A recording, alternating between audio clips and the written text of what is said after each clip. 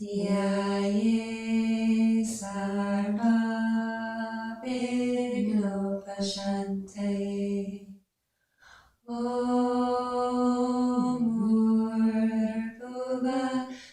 Tatsaviturvarenyam Bhargo Devasya Dhimahi Dhiyo Yo Naha Prachodayat. Om Shanti Shanti Shanti.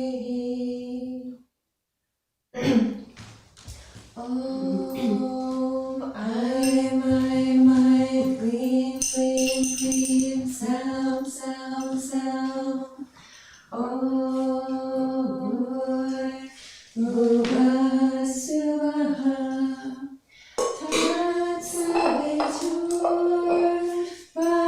Tatsaviturvarenyam Bhargo Devasya Dhimahi Dhiyo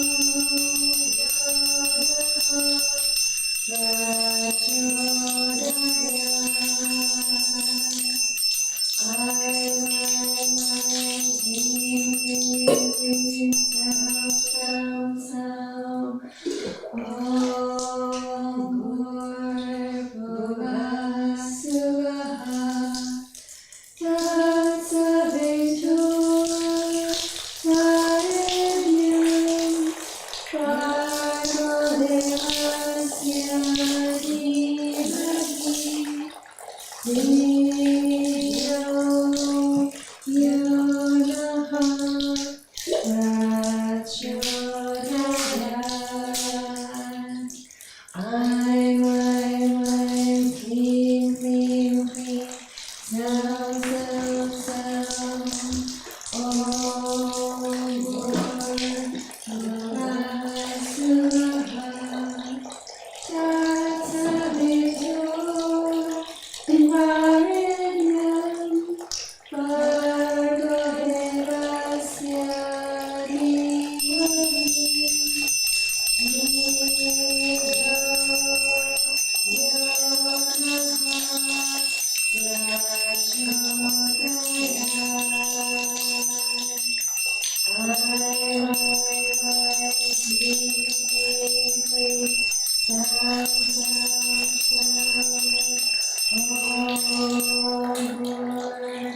Bhuvasuvaha Tatsaviturvarenyam Bhargo Devasya Dhimahi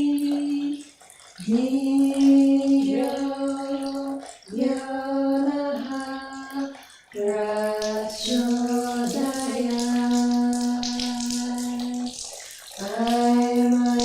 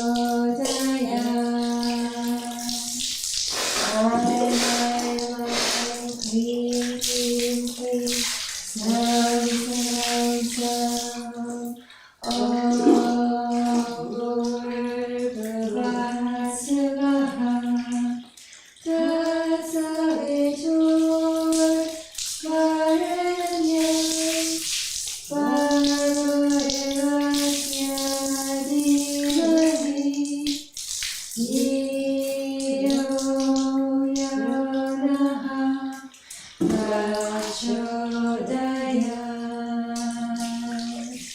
I, clean, clean, clean, sound, sound, sound.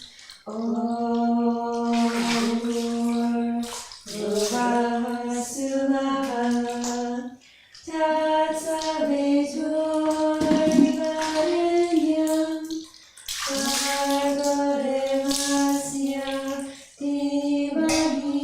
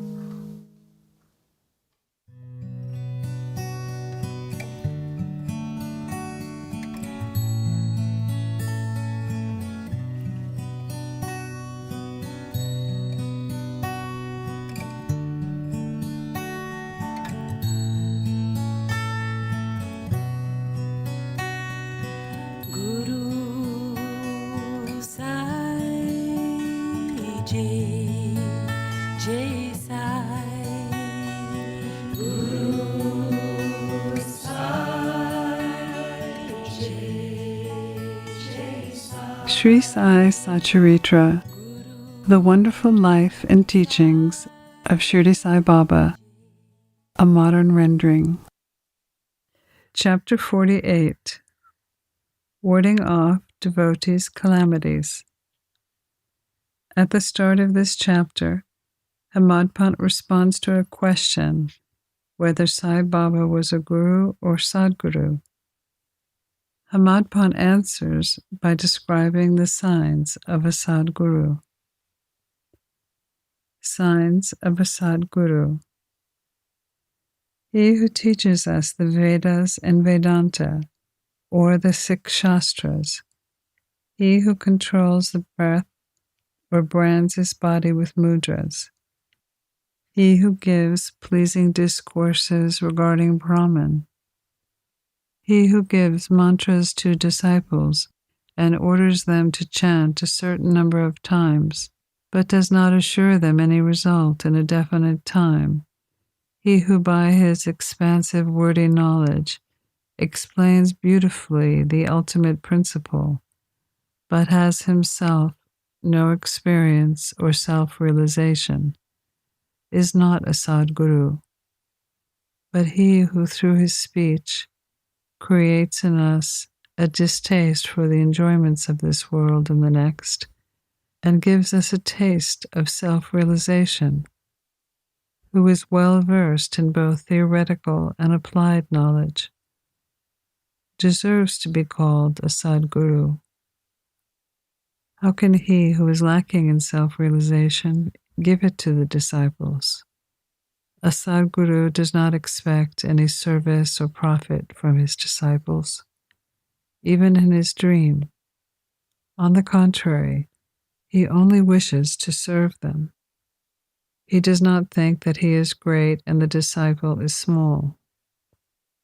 Not only does he love him as a son, but regards him as an equal to him, or as Brahman. The main characteristic of a sadguru is that he is the abode of peace. He is never restless nor distressed. He has no pride of learning. The poor and the rich, the small and the great, are the same to him. Hemadpant thinks that it is on account of the accumulation of merits from his past births that he had the good fortune of meeting and being blessed by such a sadguru as Sai Baba. Even in his youth, Baba hoarded nothing except perhaps his chillum.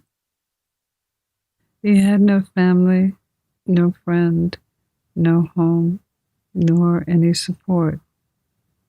Since he was 18, his control of mind was perfect and extraordinary. He lived fearlessly in a secluded place and always abided in his self. Seeing the pure attachment of his devotees, he always acted in their interest, and so in a way was dependent on them. Those who are attached to him, even today after his Mahasamadhi, acquire the experiences he gave to his devotees while he was living in flesh. What devotees have to do is trim their heart lamp of faith and devotion and burn it in wicks of love, and when this is done, the flame of knowledge, self-realization, will be lit and shine bright. Mere knowledge without love is dry. No one wants such knowledge. Without love, there is no contentment. So we should have unbroken and unbounded love. How can we praise love?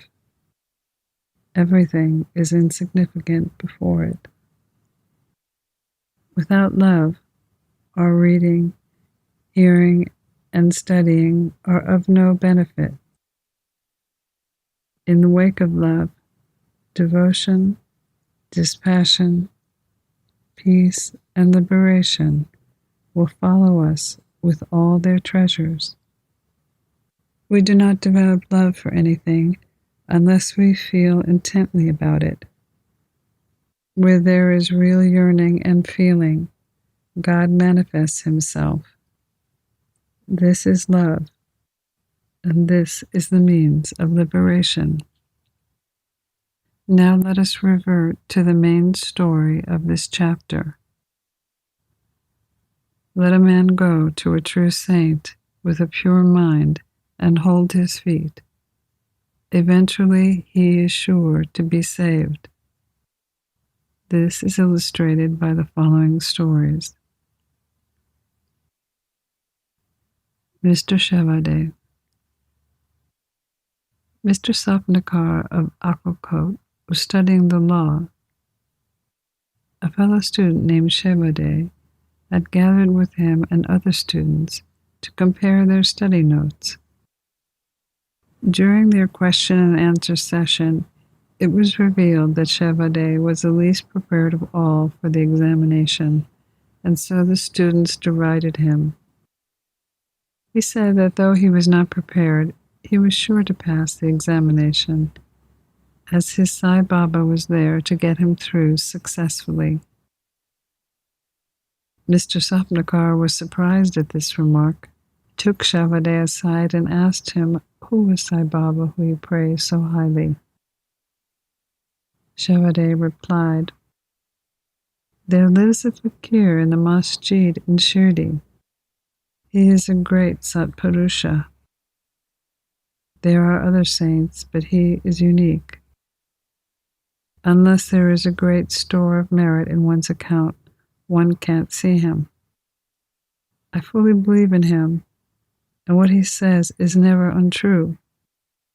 He has assured me that next year I will definitely pass. I am confident that I will get through the final examination with his grace." Mr. Sapnakar laughed at his friend's confidence and jeered at him and Baba. When Shevade later passed his exam successfully, Mr. Sapnakar was quite surprised. The Sapnakars. Mr. Sapnakar passed his examination, settled in Akkalkot, and practiced law there. 10 years later, in 1913, he lost his only son to a throat disease. This broke his heart. He sought relief by making a pilgrimage to Pandharpur, Gangapur, and other holy places. He found no peace of mind. He also read Vedanta, which did not help. In the meantime, he remembered Shevade's remarks and faith in Baba and thought that he should go to Shirdi and see Baba. So he went to Shirdi with his younger brother and was much pleased to see Baba from a distance. He went close and with pure devotion, prostrated before Baba, placing a coconut before him. But Baba immediately cried out, "Get away!" Sapnakar hung down his head, moved back, and sat to the side. He wanted to consult someone who could advise him how to proceed. Someone mentioned Bala Shimpi's name. Sapnakar saw Shimpi and sought his help. They both bought some photos of Baba and came with them to the masjid. Shimpi took a photo in his hand, gave it to Baba, and asked him whose photo it was. Baba said that the photo was of the lover of him, pointing to Sapnakar. Saying this, Baba laughed and everyone joined in. Shimpi asked Baba why he laughed and beckoned Sapnakar to come forward and have darshan. When Sapnakar began to prostrate before Baba, Baba again cried, "Get out!" Sapnakar did not know what to do. They both joined their hands in prayer and sat before Baba praying. Baba finally ordered Sapnakar to leave immediately. Both devotees were sad and dejected. As Baba's order had to be obeyed, Sapnakar left Shirdi with a heavy heart, praying that he would be allowed to have darshan next time. Mrs. Sapnakar. 1 year elapsed. Still his mind was not at peace. He went to Gangapur, where he felt even more restless. Then he went to Madagan and finally decided to go to Kashi. 2 days before starting, his wife had a vision. In her dream, she was going with a pitcher to Latska's well. There, a fakir with a piece of cloth around his head, who was sitting at the foot of the neem tree, came close to her and said, "My dear lassie, why get exhausted for nothing? I will get your pitcher filled with pure water." She was afraid of the fakir and hurried back with the empty pitcher. The fakir followed her. At this, she was awakened and opened her eyes. She told this vision to her husband. They thought it was an auspicious sign, so they both left for Shirdi. When they reached the masjid, Baba was not there. He had gone to Lendi, so they waited for his return. When he returned, she was surprised to see that the fakir she had seen in her vision looked exactly like Baba. She prostrated herself with devotion before Baba and sat looking at him. Seeing her humility, Baba was much pleased and began to tell a story to another person there in his characteristically peculiar fashion. He said, "My arms, abdomen, and waist have been paining me for a long time. I took many medicines, but the pain did not stop. I got sick of the medicines, as they gave me no relief. But I am surprised to see now that all the pains have immediately disappeared." Though no name was mentioned, it was the story of Mrs. Sapnakar. The pains, as described by Baba, soon left her and she became happy. Then Mr. Sapnakar went ahead to take darshan. He was again welcomed with the same, "Get out!" But this time he was more repentant and persevering. He knew that Baba's displeasure was due to his past deeds and resolved to make amends for them.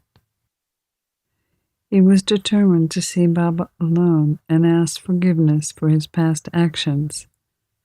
This he did. He placed his head on Baba's feet, and Baba placed his hand on his head. Sapnakar then sat stroking Baba's leg. Then a shepherdess came and began massaging Baba's back at the same time. Baba began to tell a story of a merchant in his characteristic way. He related the various vicissitudes in the merchant's life, including the death of his only son. Sapnakar was surprised to see that the story which Baba related was actually his own, and wondered how Baba knew every detail of it. He realized that Baba was omniscient and knew the hearts of all. When this thought crossed his mind, Baba addressed the shepherdess while pointing to Sapnakar and said, "This fellow blames me and charges me with killing his son. Do I kill people's children? Why does this fellow come to the masjid and cry? Now I will do this. I will bring that very child back again in his wife's womb."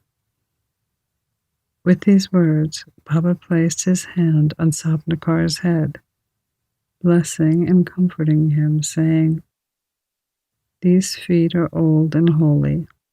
You are carefree now. Place all your faith in me, and you will get soon what you desire. Sapnakar was moved with emotion and bathed Baba's feet with his tears, then returned to his residence. He made preparations for worship and Naivedya, then returned to the masjid with his wife. He offered this to Baba and accepted prasad from him. Among the crowd in the masjid, Sapnakar saluted Baba again and again. Seeing heads clashing against heads, Baba said, "Oh, why do you prostrate yourself again and again? One namaskar offered with love and humility is enough." Then later that night, Sapnakar witnessed the Chavadi procession as described earlier. In that procession, Baba looked like a veritable Vital. When parting the next day, Sapnakar thought that he should first pay 1 rupee as dakshina, and then if Baba asked again, instead of saying no, he should pay 1 more, thus reserving a sufficient amount for his journey. When he went to the masjid and offered 1 rupee, Baba asked for another, as this was Sapnakar's intention. When it was paid, Baba blessed him, saying, "Take the coconut, put it in your wife's sari, then go away relieved without the least anxiety." He did so, and within a year a son was born to him. When the infant was 8 months old, the couple came to Shirdi, placed him at Baba's feet, and prayed, "O Sainath, we do not know how to repay you, so we prostrate before you. Bless us, we are poor and helpless. Hereafter, let your holy feet be our only refuge. Many thoughts and ideas trouble us in waking and dream states. So bless us and turn our minds away from them to your bhajans." The son was named Murlidhar. Then 2 additional sons were born to them. The Sapnakars realized that Baba's words were never unfulfilled nor untrue, but turned out literally to be true. Pranams to Sri Sai. Peace be to all.